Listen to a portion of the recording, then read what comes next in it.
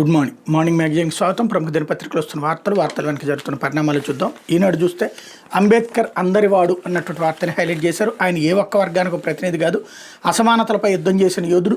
P4 కార్యక్రమంతో పేదరిక నిర్మూలన, అంబేద్కర్ విదేశీ విద్యా పథకం మళ్లీ తెస్తాం, రాజ్యాంగ నిర్మాత జయంతి ఉత్సవాల్లో సీఎం చంద్రబాబు, రెసిడెన్షియల్ పాఠశాలల ఏర్పాటుకు శంకుస్థాపన, అంటరాంతరం, వివక్ష, అవమానాలు, అసమానతల వంటి ఎన్నో అవరోధాలను ఎదుర్కొని అంబేద్కర్ ముందుకెళ్లారు. సమస్యలపై యుద్ధం చేసిన గొప్ప యోధుడు అంబేద్కర్ అని ముఖ్యమంత్రి చంద్రబాబు నాయుడు కీర్తించారు. భారత ప్రజాస్వామ్యానికి దిశ నిర్దేశించిన అంబేద్కర్ ఏ ఒక్కరికో ఏ ఒక్క వర్గానికో ప్రతినిధి కాదు, మనందరి వారని పేర్కొన్నారు. ఎన్టీఆర్ నేషనల్ ఫ్రంట్ కన్వీనర్గా ఉన్నప్పుడు అంబేద్కర్కు భారతరత్న ఇప్పించిన ఘనత తెలుగుదేశం పార్టీ దాన్ని గుర్తు చేశారు. రాజ్యాంగ నిర్మాత డాక్టర్ బిఆర్ అంబేద్కర్ జయంతి ఉత్సవాలు సోమవారం గుంటూరు జిల్లా తాడికొండ నియోజకవర్గం పొన్నేకొలు గ్రామంలో జరిగే. ఈ సందర్భంగా రాష్ట్ర వ్యాప్తంగా 102 కోట్లతో సాంఘిక సంక్షేమ వసతి గృహాల నిర్మాణానికి శంకుస్థాపన చేశారు. ఆ తర్వాత జరిగిన P4 కార్యక్రమంలో చంద్రబాబు మాట్లాడుతూ బరోడా మహారాజు ఆర్థిక సహకారం అందించడంతో అంబేద్కర్ గొప్ప వ్యక్తిగా ఎదిగారన్నారు. అదేవిధంగా పేదలకు సంపన్నులు సాయం అందిస్తే వాళ్ళు ఉన్నత స్థాయికి వెళ్తారని చెప్పారన్నటువంటి వార్తని హైలైట్ చేశారు. అయితే మెహుల్ చోక్సీ అరెస్ట్, బెల్జియంలో అదుపులోకి వజ్రాల వ్యాపారి, వేల కోట్ల రుణాల ఎగవేత కేసులో భారత్ విజ్ఞప్తికి స్పందన.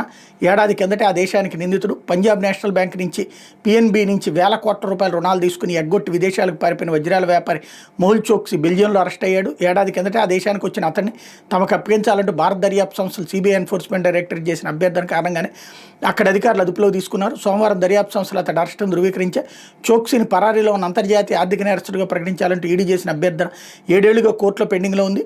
PNBని దాదాపు 13,000 కోట్లకు మోసగించిన కేసులో మెహుల్ చోక్సీ నిందితుడు. ఈ కేసులో అతడి మేనల్లుడు నీరవ్ మోదీ మొదటి ముద్దాయి. నీరవ్ మోడీ ఇప్పటికే పరారీలో ఉన్న ఆర్థిక నేరస్తుడిగా ప్రకటించారు. 2019 నుంచి అతను లండన్ జైల్లో నిర్బంధంలో ఉన్నాడు. నీరవ్ మోడీని అప్పగించాలని భారత దర్యాప్తు సంస్థలు చేసిన అభ్యర్థనపై అక్కడ 2019 నుంచి విచారణ కొనసాగుతోంది. 2018లో భారత్ నుంచి పరారైన చోక్సీ తొలుత ఆంటిగ్వాలో తలదాచుకున్నాడు. ఏడాది క్రితం క్యాన్సర్ చికిత్స కోసం బెల్జియంకి మకాం మార్చాడు. అతడి భార్య అక్కడి పౌరురాలు కావడంతో నివాస అనుమతి పొందాడు. చోక్సీ కోసం ఇంటర్పోల్ గతంలో రెడ్ అలర్ట్ నోటీస్ జారీ చేసింది. అయితే కొంతకాలం క్రితం ఆ నోటీసును కొట్టివేయడంతో భారత దర్యాప్తు సంస్థలు దౌత్య మార్గంలో అప్పగింత కోరడం ద్వారా అతన్ని పట్టుకోవడానికి కృషి చేస్తున్నాయి. ముంబైకి చెందిన ప్రత్యేక కోర్టు 2018లో 2021లో అతనికి వ్యతిరేకంగా జారీ చేసిన అరెస్టు వారెంట్లకు భారతీయ సంస్థలు ఇప్పుడు ఫాలోఅప్ చేసినాయి అన్నటువంటి వార్తని హైలైట్ చేశారు. లేకపోతే రాజ్ కసిరెడ్డిపై సోదాల అస్త్రం కలుగు నుంచి బయటకు రప్పించేందుకు సిట్ వ్యూహం. వైకాపాయంలో జరిగిన మద్యం కుంభకోణం నాటి ప్రభుత్వ పెద్దల తరపున అన్నీ తానే వ్యవహరించారని అభియోగాలు ఎదుర్కొన్న కసిరెడ్డి రాజశేఖర రెడ్డి రాజ్ కసిరెడ్డిని కలుగు నుంచి బయటికి రప్పించేందుకు ప్రత్యేక దర్యాప్తు బృందం సిట్ 30 దాడి మొదలెట్టింది. విచారణకు హాజరు కావాలంటే 3 సార్లు నోటీసులు ఇచ్చిన బేఖాతరు చేయడం, తనకు ఏ ప్రాతిపదికన నోటీసులు ఇస్తారంటూ సిట్ని ప్రశ్నించడం, హైకోర్టు ఆదేశాలను ధిక్కరించడం, దర్యాప్తును సహకరించకుండా పరారవడంతో ఆయన కోసం తీవ్రంగా గాలిస్తోంది. అందులో భాగంగా హైదరాబాద్లోని రాజ్ కసిరెడ్డి, ఆయన బంధువులు, సన్నిహితులు బినామీల మద్యం కుంభకోణం సొమ్మును పెట్టుబడులుగా పెట్టిన కంపెనీలు, సంస్థలు, వాటి డైరెక్టర్ల నివాసాలు, కార్యాలయాలు, అదనపు SP భూషణం ఆధ్వర్యంలో 50 మంది పోలీసులు, తెలంగాణ పోలీసుల సహకారం దాదాపు 15 చోట్ల సోమవారం ఏకకాలంలో సోదాలు చేశారన్నటువంటి వార్తని హైలైట్ చేశారు. లేకపోతే వైకాపా హయాంలో గోమేధం, నాడు తిరుమల తిరుపతి దేవస్థానం గోశాలల నిర్వహణ ఘోరం, ఎన్నో ఆవులు మరణించిన వివరాలు తొక్కిపెట్టారు. నాచు పట్టిన నీరు, పురుగులు పట్టిన దాణా పెట్టారు. కాలం చెల్లిన ఔషధాలతో వాటి ప్రాణాలపైకి తెచ్చారు. అప్పటి డైరెక్టర్ హరినాథ్ రెడ్డి అనేక అక్రమాలకు పాల్పడ్డారు. విజిలెన్స్ తనిఖీలు అప్పట్లోనే అవన్నీ బయటపడ్డాయి. సీఎం ఆదేశాలతో ప్రస్తుతానికి మార్పులు చేశాం. తిరుమల తిరుపతి దేవస్థానం ఈవో శ్యామలరావు వెల్లడంటూ 2024 ఏప్రిల్ 3న మరణించిన ఆవు దూడకు సంబంధించినటువంటి ఒక ఫోటోని ఇక్కడ ప్రొజెక్ట్ చేసుకొచ్చారు. లేకపోతే కాసుల కార్యదర్శులు అంటూ లేఅవుట్లు, భవన నిర్మాణ అనుమతులు, అక్రమ వసూలు, నగరాలకు సమీపంలోని పంచాయతీలు భారీగా అవినీతి, జిల్లా డివిజనల్ పంచాయతీ అధికారుల సహకారం, రాష్ట్రంలోని ప్రధాన నగరాల సమీపంలోని పెద్ద పంచాయతీల పరిధిలో లేఅవుట్లు, భవన నిర్మాణాలకు అనుమతులపై కొందరు కార్యదర్శులు ఏకంగా రేట్లు నిర్ణయించేశారు. లేఅవుట్లు అయితే ఎకరాకు, భవన నిర్మాణాలు అయితే ఫ్లోర్ల సంఖ్య ఆధారంగా అవసరాలకు పాల్పడుతున్నారు. లేఅవుట్ గరిష్టంగా 2.5 లక్షల నుంచి 3 లక్షలు, అపార్ట్మెంట్లు అయితే 1.5 నుంచి 2 లక్షల వరకు జేబుల్లో వేసుకుంటున్నారు. కొత్త భవనాలకు ఆస్తి పన్ను విధింపు, ఇసుక రేవులు, వేలం పాటలపైన అక్రమార్జనకు పాల్పడుతున్నారు. ఆర్థిక సంఘం ఉపాధి హామీ పథకంలో చేపట్టే పనులకు బిల్లులు చెల్లింపైన గుత్తేదారులు కమిషన్లు ఇవ్వాల్సింది. అవినీతి పరులైన కొందరు జిల్లా డివిజనల్ పంచాయతీ అధికారులు, కార్యదర్శులు ప్రతి నెల ఇచ్చే ముడుపులు కక్కుర్తిపడి పట్టించుకోవడం లేదన్నటువంటి వార్తనే హైలైట్ చేశారు. తినమనినే కదా రాజకీయ నాయకులు తింటారు, మీరు తినండి అనినే కదా ఇక్కడ జనాలకు వదిలిపెట్టేసింది. అయితే మళ్ళీ అమెరికాకు మన రొయ్య అంటూ ఎగుమతికి సిద్ధంగా 30,000 నుంచి 40,000 టన్నులు, 100 కౌంట్ రొయ్యలకు కిలోకి 220 నుంచి 230 రూపాయలు, 30 నుంచి 60 కౌంట్ రొయ్యకు నామమాత్ర పూరట. సుంకాలకు ముందున్న ధరలతో పోలిస్తే 40 రూపాయలు తక్కువ అంటూ పెన్షన్ సుంకాల అమలును వాయిదా వేస్తున్నట్టు అమెరికా అధ్యక్షుడు ట్రంప్ ప్రకటించడంతో ఆంధ్ర రొయ్యకు మళ్ళీ కాస్త ఊపిరి వచ్చింది. 100 కంటైనర్లు మళ్ళీ సముద్ర మార్గాన్ని బయలుదేరేందుకు సిద్ధమవుతున్నాయి. దీంతో శీతల గోదాములో నిల్వలు క్రమంగా ఖాళీ అవుతున్నాయి. అయితే రైతుకు మాత్రం సుంకాల ప్రకటనకు ముందున్న ధరలు అయితే దక్కడం లేదు. 100 కౌంట్కి ఇచ్చే ధర గతంలో 240 రూపాయలు ఉంటే ఇప్పుడు 230 వరకు లభిస్తుంది. 30 కౌంట్ ధరలో తేడా చాలా ఎక్కువగా ఉంది. సుంకాల ప్రకటనకు ముందు కిలో 470 రూపాయలు చొప్పున కొంటే ఇప్పుడు 420 నుంచి 430 మాత్రమే ఇస్తున్నారు. వీటికి ధరలు పెంచాలని రైతులు కోరుతున్నారు. సుంకాల ప్రకటనకు ముందు రైతుల నుంచి కొన్న రొయ్యలు గోదాములోనే ఉన్నాయి. సుంకాల అమలుకు 90 రోజులు గడువు ఇవ్వడంతో వాటన్నింటిని అమెరికాకి ఎగుమతి చేసేందుకు వ్యాపారం సిద్ధమయ్యారు. ఇవి సుమారు 30,000 నుంచి 40,000 టన్నులు ఉంటాయని అంచనా.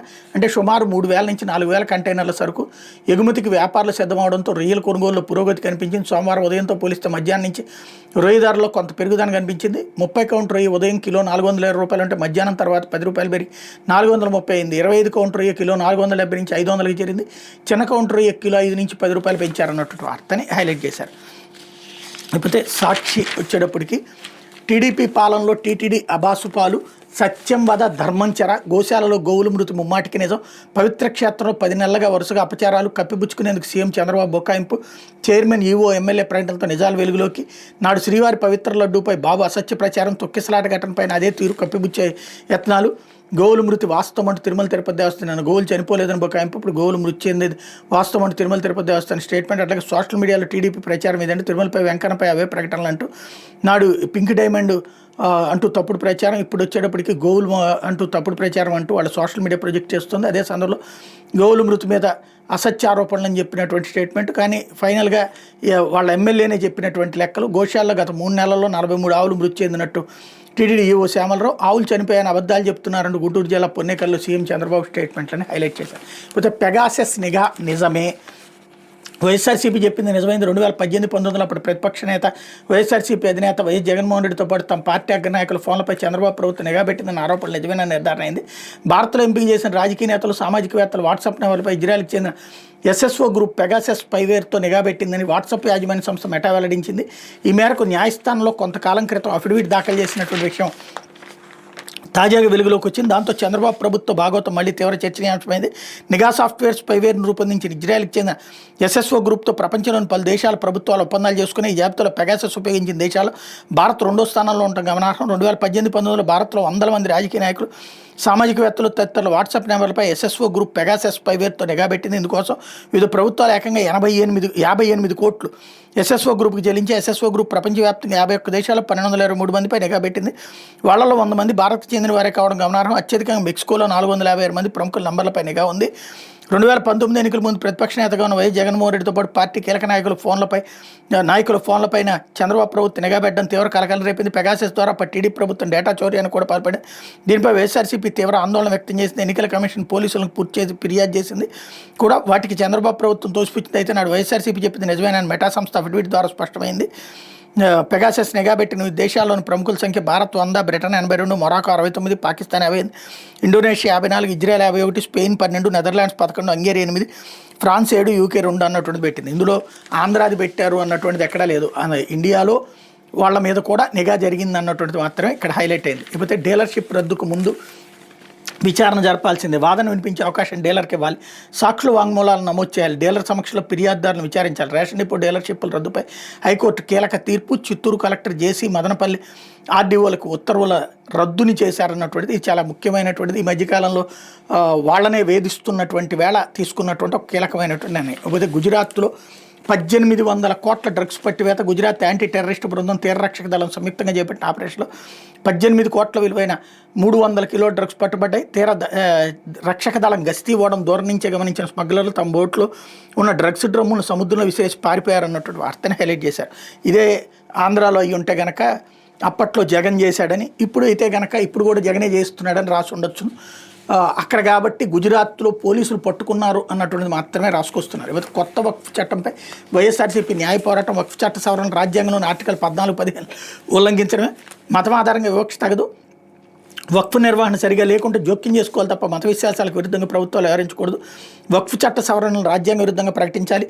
వక్ఫ్ బోర్డులో ముస్లిమేతలకు ప్రాతినిధ్యం కల్పించడం రాజ్యాంగ విరుద్ధం. కొత్త చట్టాన్ని సవాల్ చేస్తూ సుప్రీంకోర్టులో వైఎస్ఆర్సీపీ పిటిషన్ అన్నటువంటి వార్తని హైలైట్ చేశారు. లేకపోతే నేల రాలిన రైతుల ఆశలు అంటూ ఈదురుగాలతో కొన్ని వర్షాలకు దెబ్బతిన్న మామిడి తోటలు. ఎన్టీఆర్, కృష్ణ, ఉభయ గోదావరి, రాయలసీమ జిల్లాల అపార నష్టం. ఎకరాకు 1.5 టన్నుల దిగుబడి కూడా కష్టమే. బంగినపల్లి టన్ను 15,000 నుంచి 45,000 మధ్య ధర. ఇలాంటి గడ్డు పరిస్థితి ఎన్నడూ చూడలేదంటున్న రైతులు. ఎన్టీఆర్ జిల్లా తిరువురు మండలం లక్ష్మీపురానికి చెందిన రైతు పేరు ఇల్లేందుల కిషోర్. తనకున్న 5 ఎకరాల మామిడి తోటతో పాటు మరో 4 ఎకరాల మామిడి తోటను లీజుకు తీసుకున్నాడు. ఈ ఏడాది ఎకరానికి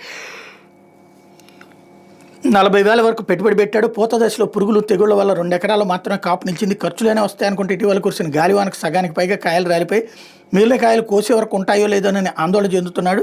ఏడాది మామిడి వల్ల పెట్టుబడి రూపంలో 3 లక్షలకు పైగా నష్టపోయినట్టు రైతు కిషోర్ వాపుతున్నాడు అన్నట్టు వార్తనే హైలైట్ చేశారు.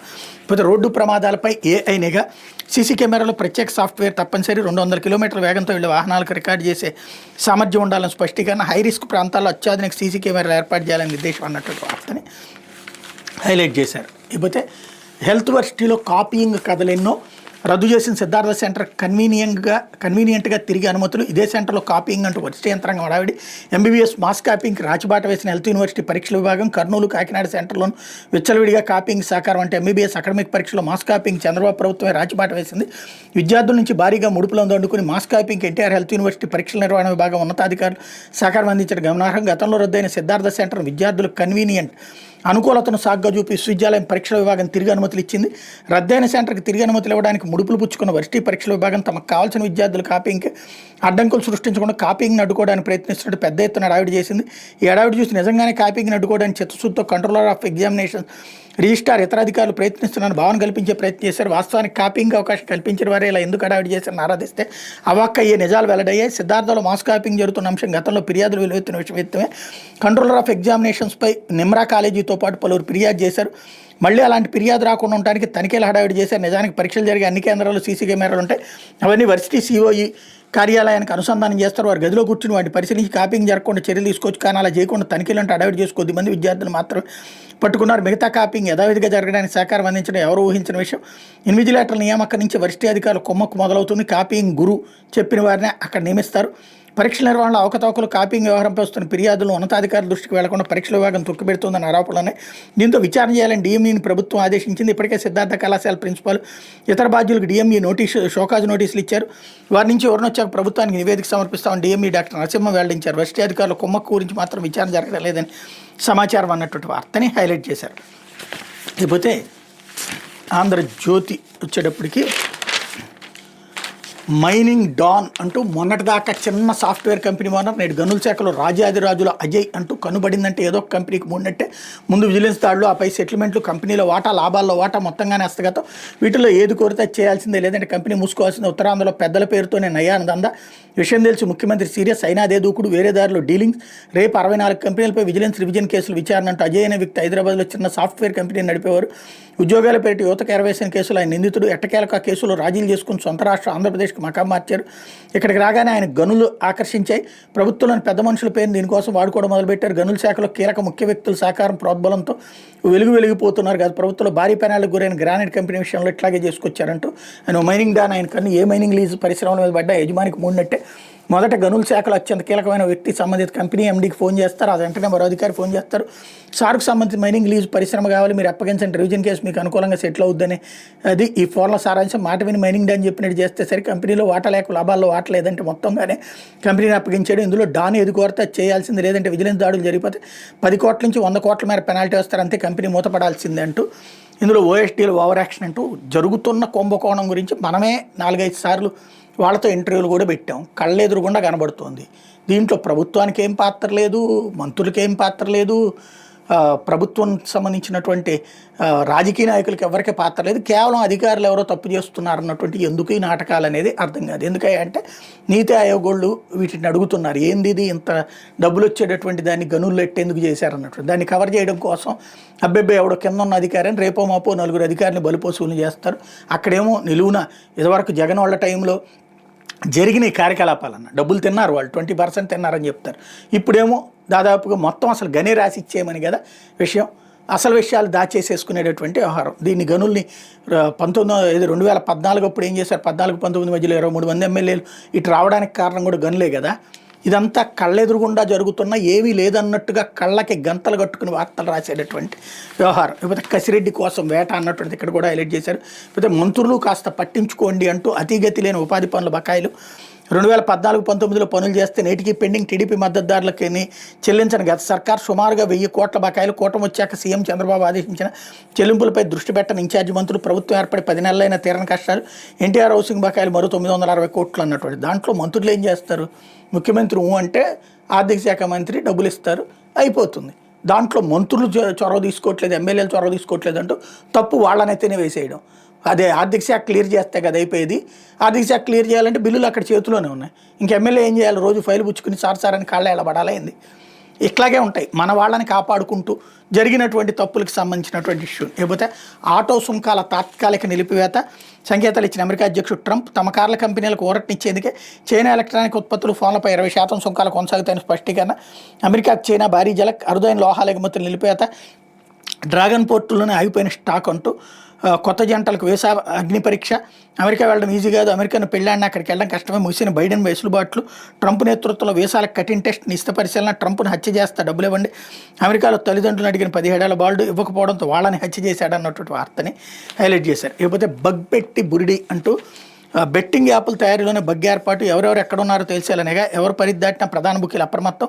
పోలీసులు చెక్కకపోవడానికి ఇదే కారణమా? అనుమానం వ్యక్తం చేస్తున్న దర్యాప్తు బృందాలు బగ్ పెట్టే అవకాశాలు ఉన్నాయంటున్న సైబర్ నిపుణులు అన్నటువంటి వార్తని హైలైట్ చేశారు. లేకపోతే 5 ఏళ్ళు అక్రమాలే తిరుమలని భ్రష్టు పట్టించారు అన్నటువంటి వార్తని ఇక్కడ హైలైట్ చేసుకొచ్చారు. లేకపోతే భార్యను కడుపులోని ఆమె బిడ్డను చంపేశాడు అంటూ భార్య గొంతుకు చున్ని బిగించి చంపిన ఉన్మాది. మరికొద్ది గంటల్లో ప్రసవం కానున్న భార్యను గొంతు నిలిమి చంపేశాడు ఉన్మాది. ప్రేమించి పెళ్లి చేసుకుని రహస్యంగా కాపురం పెట్టిన అతడు ఆ విషయం తన తల్లిదండ్రులకు ఎక్కడ తెచ్చిపోతుందని ఘాతుకానికి పాల్పడినట్టు సమాచారం. ఉన్మాదిని విశాఖ PM పాలెం పోలీసులు అదుపులో తీసుకున్నారు. పోలీసుల కథనం ప్రకారం అనకాపల్లి జిల్లా ఎస్రాయవరం మండలం అడ్డ రోడ్డు ప్రాంతానికి చెందిన కేదారశెట్టి అనూష 27 ఏళ్ళు హోటల్ మేనేజ్మెంట్ చేసింది. విశాఖ జిల్లా కూర్మనపాలెంకి చెందిన గడ్డాడ జ్ఞానేశ్వర్ 29 ఏళ్ళు సాగర్ నగర్ సమయంలో ఫాస్ట్ ఫుడ్ సెంటర్ నడుపుతున్నాడు. మరొక హిందుస్థాన్ స్కౌట్స్ అండ్ గైడ్స్లో ట్రైనర్గా పనిచేస్తున్నాడు.